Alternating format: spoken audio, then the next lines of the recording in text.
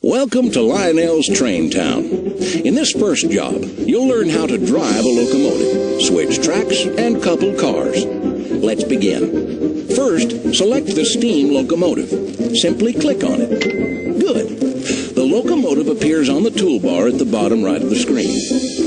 A train can be controlled by either clicking on the throttle or clicking on the left or right of the selected car. The throttle controls a train's speed. The red position stops the train. Clicking on a train will also stop the train. The three green positions move the train to the right. Clicking to the right of a selected car will also move the train to the right. The blue positions move the train left. Clicking left of a selected car will move the train left.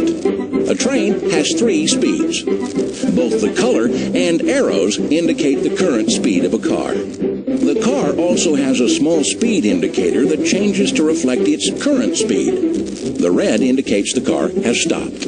Now, let's drive the train to the right. Either click on one of the green positions or to the right of the selected car. The car moves to the right. Now, let's learn how to switch the track. If the train is too close to the switch, it will not operate. However, here the train is properly positioned. Click on the switch. If position changes, you may switch it back by clicking on the switch again. Now, drive the train onto the second rail line. Switch the track so that the locomotive will back down the second rail line. Okay, you're ready to couple two cars. The trick is not to go too fast. Slowly back the train down and couple it to the caboose. Watch your speed. Time penalty. You were going too fast to safely couple with the caboose. If this happened during the game, you could receive a time penalty, or you might even have to start the job over. Now, let's uncouple the caboose. Back the train down onto the third line. Stop when the caboose is in the loading zone.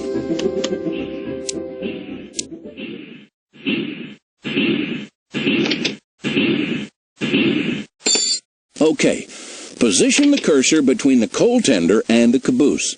The indicator will change to an animating couple. Click to uncouple the caboose. The caboose is now uncoupled. To end the job, stop the locomotive in front of the roundhouse.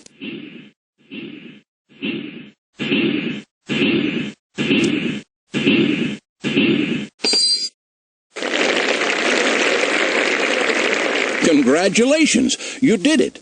You now know how to control a locomotive. You've switched tracks and coupled cars. The next job will teach you how to pick up and deliver loads. This job teaches you the basics in loads and deliveries. You'll learn how to keep your locomotives fueled and how to pick up and deliver loads. First, select the steam locomotive. This engine needs both water and coal to operate. The coal and water gauges on the toolbar are almost empty. If they ever become completely empty, your train will shut down. First, let's fill up with coal. Drive your train to the coal tipple to the right. Stop the train when it's under the tipple. The coal tipple will automatically fill the train. Good. Now fill the water the same way. You've successfully fueled your steam locomotive. Keep a close eye on your engine fuel. If you run out, you may have to restart your job. Notice the small fruit icon above the farm. The green square around the icon indicates a load can be picked up. The red stop sign around the same fruit icon indicates a load needs to be delivered. It's your job to pick up loads, then deliver them where they're needed. Drive your train to the farm and stop when the refrigerator car is in the loading zone. Click on the fruit icon to load the refrigerator car with fruit. Now, deliver the fruit by stopping the refrigerator car next to the cannery. Click on the icon to unload the fruit.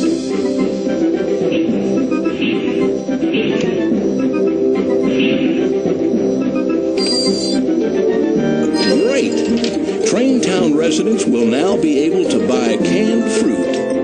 Next, we're going to learn how to use the map. First, to view the map, click on the Map tab on the toolbar. You can see a small blueprint of the entire track. Now, click anywhere on the map area. The game screen centers on where you clicked. To the right of the map are 3 buttons. The magnifying glass with a plus will zoom in on the map, making it easier to read. The magnifying glass with a minus zooms out. The button with the letter I will toggle the icons on and off. Use it to view the screen without all those cluttering icons. We're almost done with this job. Finally, let's pick up a few passengers. Click on the passenger locomotive. This locomotive is diesel, and it's almost out of fuel. Drive the passenger train up to the diesel filling tank. Stop the train when the locomotive is next to the tank. It will automatically refill. Now, pick up some passengers. There is a ×2 symbol next to the passenger load icon. This means that there are 2 loads of people who need to be picked up. Stop the train when the first passenger car is next to the depot.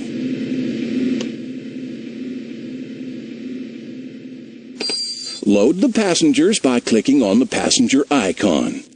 Move the train till the second passenger car lines up with the depot and pick up the second load of people. To finish the job, drive the passenger train off the screen to the right.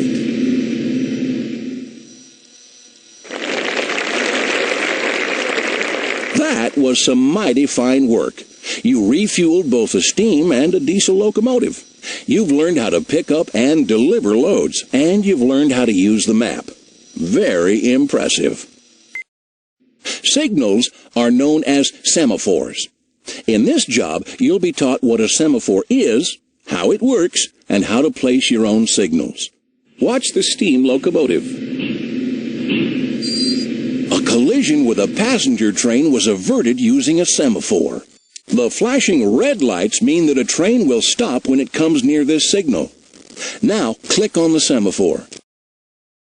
The lights will change to blue. When a train approaches a blue signal, it will reverse directions. Click again on the semaphore. The lights will change to green. Green indicates the train can pass by the signal uninterrupted. When the train hits this blue semaphore, it will automatically reverse directions. As the train reverses direction, you'll be able to click on the switch and redirect the train down the new rail line. I will control the train. When the train approaches the blue semaphore, switch the track.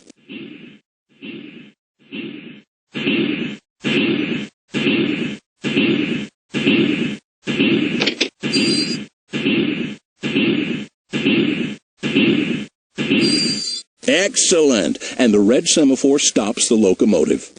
You may also place your own signals. Use the right mouse button to drop a signal near the bumper. These signals work just like semaphores, except they're one-shot flags. Once a train uses them, they disappear. Set this signal to blue by clicking on it. Good. It's set exactly the same as permanent semaphores. Place a red signal here. As the train approaches the blue signal, switch the track to conduct the train to the depot.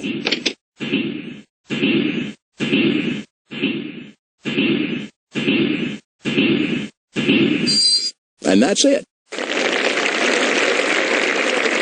Semaphores are used in a variety of situations, from railroad crossings that keep automobiles and pedestrians safe, to sophisticated loading processes in real-world freight yards.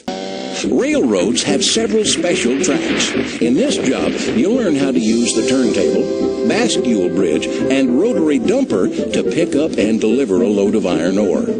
Iron ore is necessary for many types of manufacturing. To pick up a load of iron ore, you'll need to fill a special railroad car called a hopper. The hopper cannot be loaded. You'll need to back the hopper into the loading zone. To do this, stop the train when both the locomotive and the hopper are on the turntable.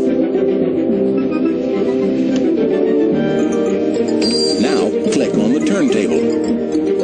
Two small markers appear. Click on the red marker. The green marker will turn toward the red marker.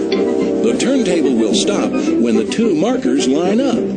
Now, back the hopper down onto the loading zone and pick up the load of iron ore.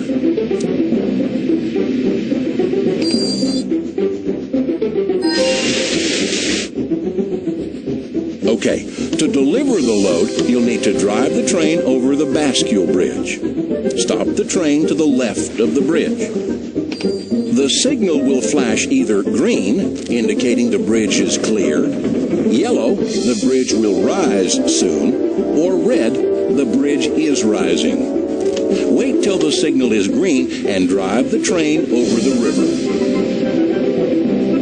Great. Now, to deliver the iron ore, stop the hopper in the rotary dumper. When the signal flashes yellow, the hopper is correctly positioned.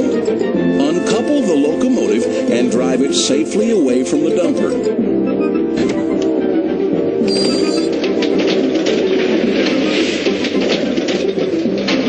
The dumper will automatically empty the iron ore. Congratulations! You're getting to be a real engineer. You've mastered how to use a turntable, bascule bridge, and rotary dumper to deliver some iron ore. Eventually, every engineer has to deal with natural disasters, like when an avalanche blocks a track. The trick is figuring out how to quickly repair the damage and keep the trains running on schedule. There's been an avalanche, and the passenger train can't get through. You're going to have to clear the track. And you don't have much time.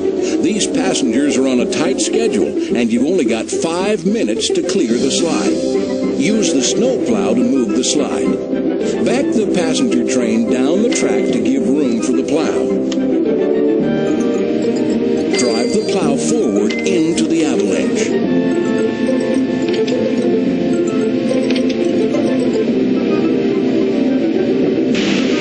The snowplow will automatically clear the slide.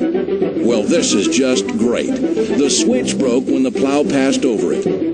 Drive the handcar down to the broken switch. Stop it when it reaches the broken switch.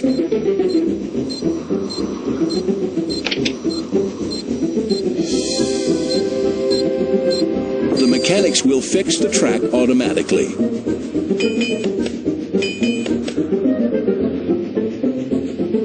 Now, drive the handcar back to the depot.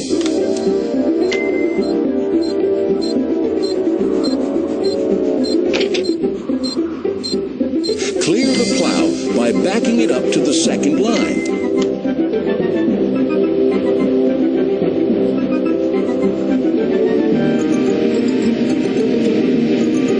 Our passengers are getting bored. Drive the passenger train down the first rail line.